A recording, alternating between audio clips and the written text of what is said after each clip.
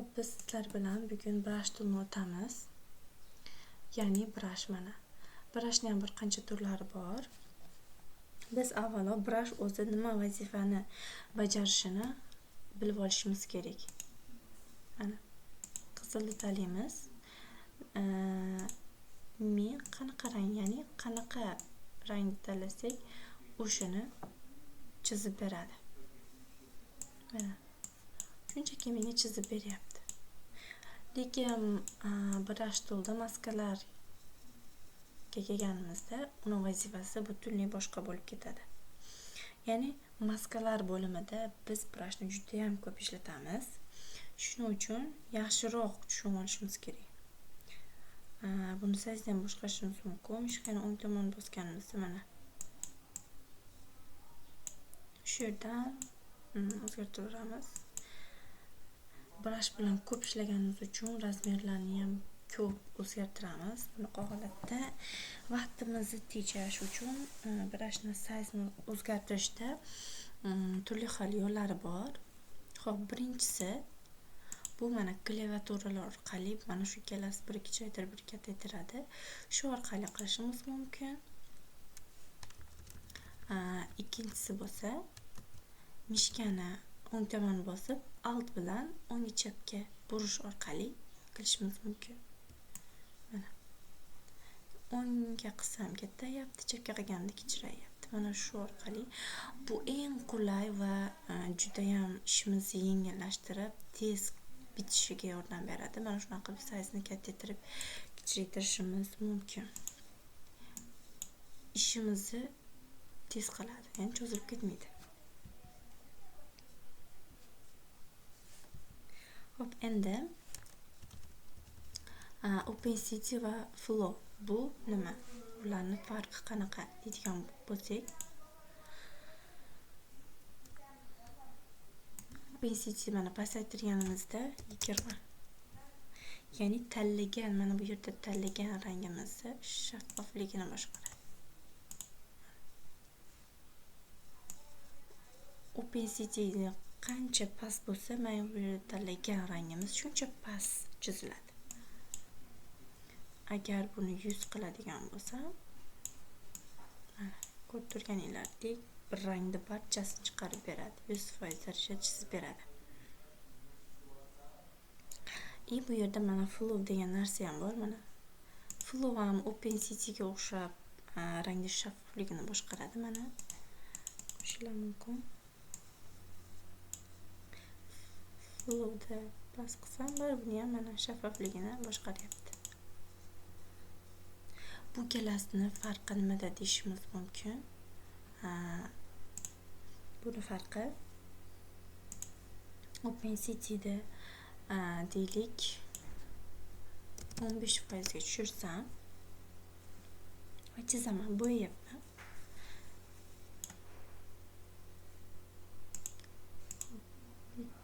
Qilaylik. Mana bo'yayapman.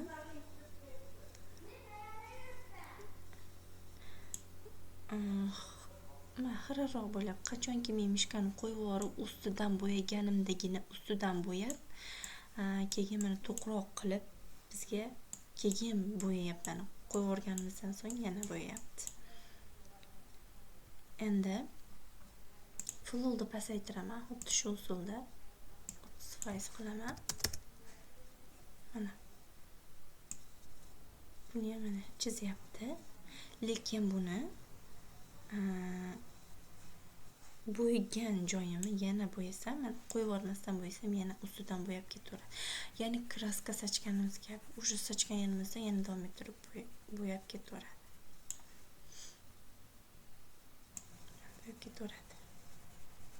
Kraska sepyapmanda, o'sha asosiy meni bo'yalib ketaveryapti. Opacity unaqa narsa yo'q. Bu ikkalasini qanaqa holatda bir-biridan farq qiladi deydigan bo'lsak, misol qiladigan bo'lsak, bitta obyekt tashlab olamiz. Ya'ni mana shu obyektning soyasini chizmoqchimiz. Shuni soyasini chizmoqchimiz. Endi bitta bo'sh layer ochib olaman. Mana bu yerdan plus qilganimizda bo'sh layer ochib beradi. Bu pastda turishi kerak. Mana shuni soyasini chizmoqchiman. Sayzini kichikroq qilib olamiz.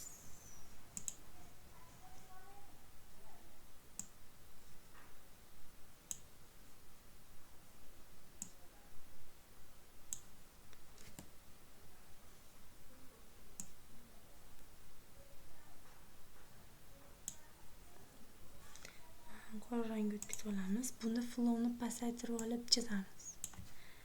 20 qilamiz.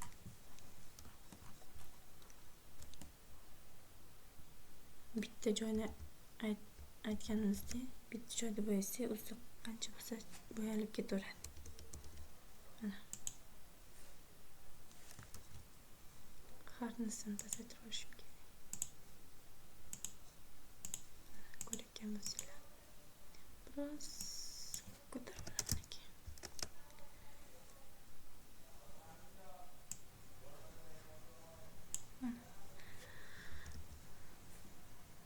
Bosishimga qarab turib, qalin yuqqaligini belgilab ketaveraman.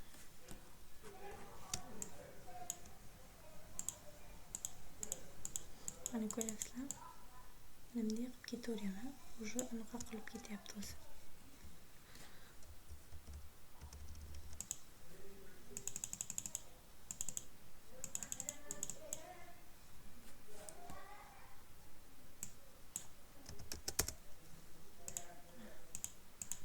Turganinglardek nimdek qilib mana brush kattaroq qilib turib soyani yoqqilib soya chizib. Idealniy soya chiqmadi-yu, haqiqatga yaqinroq qilib mana o'zi ko'proq vaqt sarflashga idealniy chiqishi uchun. Mana Flowage Soul agar OpenCT'da qilganimizda xuddi shu narsani ancha ishimiz cho'zilib ketardi. Buni tez bo'ldi. Buni o'zga solga tashlab olamiz. Endi bu brushda yana qo'shimchasi bor. Xo'p, mana bu rasmni tashlaymiz. Tashlaganimizda, xo'p.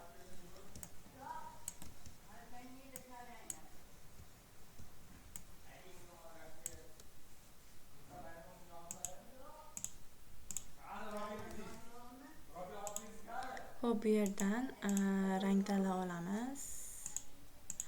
Xo'p, hardnessini ham ko'tarib olaman. Xo'p, endi mana misol chizmoqchiman. Mana bu yerdan bo'yab kelyapman.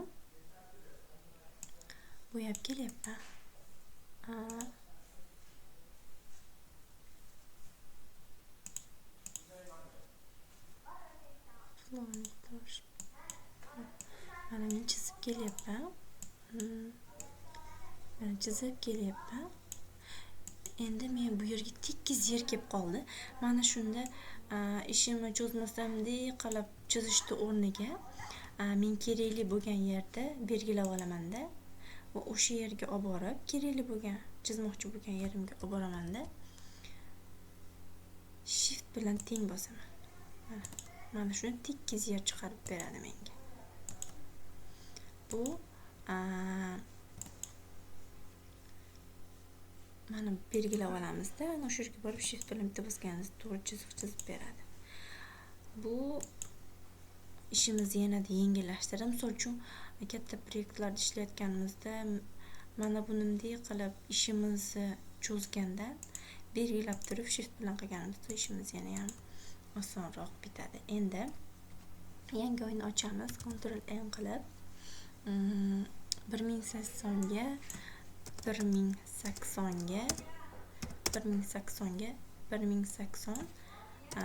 o'yinni ochib olamiz. Resolutionini 300 qilib va biz liniya. Xo'p, yangi o'yinni ochib olganimizdan so'ng biz liniyka tashlab olishimiz kerak. Agar liniykalar yo'q bo'lsa, Wi-Fi kirib rul listga qilib qo'yamiz, ya'ni Ctrl R. Koreyacha klaviaturasi. Liniyka chiqib beradi. Gorizontaliga olib tushsak, gorizontaliga, vertikaliga olib tushsak, vertikaliga tushirib beradi.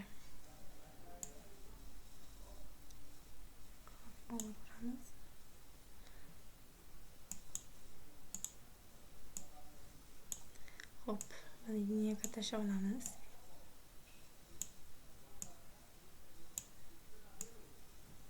Liniyka tushirib orasini har xil qilib bo'yab chiqishinglar kerak bo'ladi vazifa.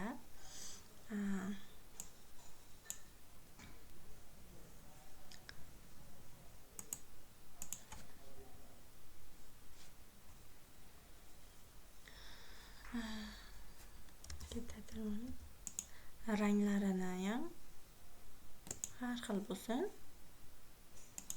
Boshqacharoq rang tanlayman-da. Endi harnisini sariq bering. Harnisini endi pastroq qilamiz-da. Shunday qilamiz. Opacitysini boshqarib qilinglar. Harnisini pastroq qilinglar. Opacitysini flossni boshqarib, pastroq balandroq qilib, shu vazifani qilib o'zinglarni birashda sinanglar. Sinashlar